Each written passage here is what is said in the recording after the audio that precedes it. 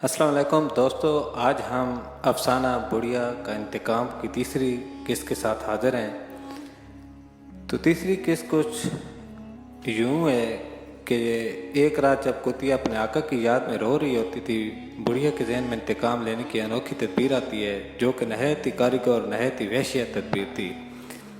वो सारी रात इस तदबीर के मुख्तलिफ पहलुओं में सोचो विचार करती थी। उसे यकीन हो गया था अगर इस पर अमल कर लिया जाए तो वो कातिल से खातर खा बदला ले सकती थी। सुबह होती ही वो मकान से बाहर निकली और गिरजे में जाकर कब्र कुर्बान गाह के सामने सजदे में गिर पड़ी और खुदा से रो रो कर अपनी कामयाबी की दुआएं मांगने लगी। और गिरजे से वापस आकर उसने कुतिया को सहन में बांधा और अपनी कोठरी में चली गई। उसकी निगाहें सार्डेनिया के सैल पर गड़ी हुई थी, जहाँ उसके बेटे का कातिल छुपा हुआ था।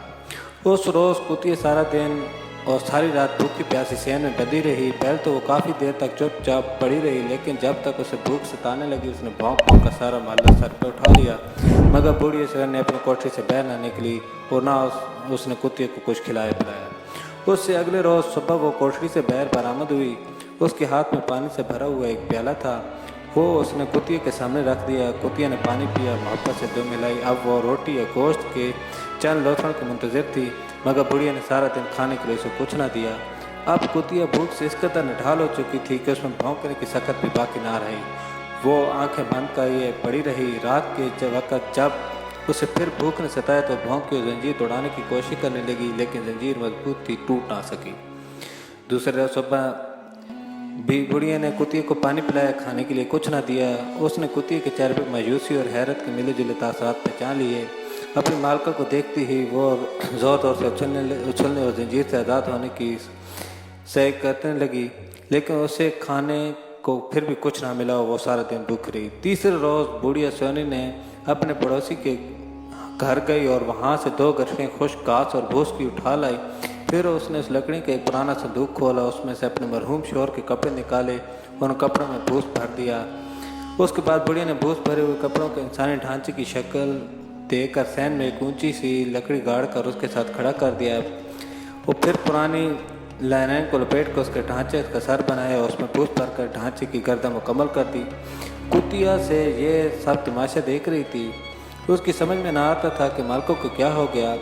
इससे पहले तो उसने कभी इसे भूखा नहीं रखा। उसका काम से फारिग होकर बुढ़िया बाजार गई, कसाब की दुकान से कलेजी खरीदी और घर आ गई। फिर सेन ही में भौंकी कुतिया के सामने उसने आग जलाई और कलेजी भूनने लगी। कलेजी की खुशबू जब कुतिया के नाक तक पहुंची तो बेकरार और बेचैन की हद ना रही। उसका मुंह खुला हुआ और आंखें गोश्त पर लगी हुई थी। फिर बुढ़िया ने कलेजी को उसके एक डोरी पर लपेट कर भूस भरे ढांचे, जो कि उसने अपने शोहर के पुराने कपड़ों से बनाया हुआ था, उसकी गर्दन में लपेट दिया और कुत्ते की तरफ इशारे के वो गर्दन से जंजीर उतार दी। बिजली की मानत भूखी शिकारी कुत्ती और ढांचे की तरह झपटी अपने नुकीले पंजे उसकी गर्दन पर वार कर अपने दोनों पंजों के उसके कंधों पर गाड़ कर दांतों से कलेजी की बोटी नोचने लगी, लेकिन उसका मुंह वहां तक बमुश्किल पहुंच पाया। वो पीठ के बाद ज़मीन पर गिरी, लेकिन फिर उठी और ढांचे पे झपटी। कुतिया के गरीज और गज़ब की इंतहा न थी। चंद ही लम्हों में उसने ढांचे की गर्दन, शाने, बाजू और सीने सब नोच डाले और कलेजी का एक टुकड़ा हड़प कर गया। बुढ़िया सयानी ने सहन के गोशे में बेहद हरकत बना से खड़ी थी। ये दिलचस्प तमाशा देखती रही। फिर उसकी आंखों में चमक और लबों पर तबस्सुम की खफीफ सी लहरम उतार हुई। कुतिया कलेजी खाकर ढांचे को तहस नहस करके जब फारिग हुई तो बुढ़िया ने उसे जंजीर से बांध दिया। दोस्तों, यहाँ हम अपनी तीसरी किस्त का अख्ताम करते हैं। चौथी किस्त में हम देखेंगे कि उसने कुतिया को कैसे ट्रेनिंग दी ताकि वह अपने बेटे के कातिल से बदला ले सके। ये हम अगली किस्त में बयान करेंगे।